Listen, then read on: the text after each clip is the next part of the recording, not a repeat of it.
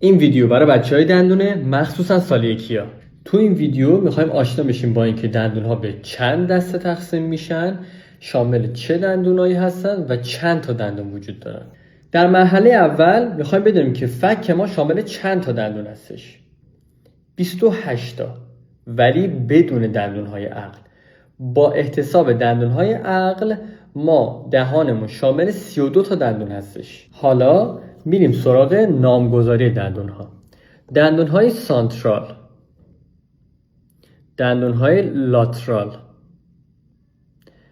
دندونهای کانین، دندونهای پریمولر 1، پریمولر 2، مولر 1 و مولر 2.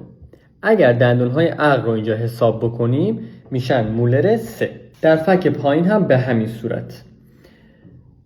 دندان سانترال یا همون اینسیزور پایین، دندان لاترال، دندان کانین، دندان پریمولر 1، پریمولر 2، مولر 1 و مولر 2.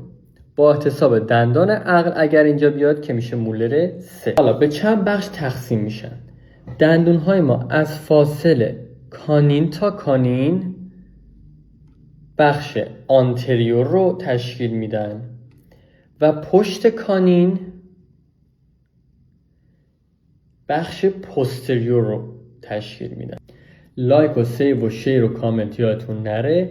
اگر ویدیوهای بیشتر اینجوری میخواین حتما برام توی کامنت ها بنویسین و این یادتون باشه دندون ها هر کدومشون یک مورفولوژی متفاوتی از یکدیگه دارن.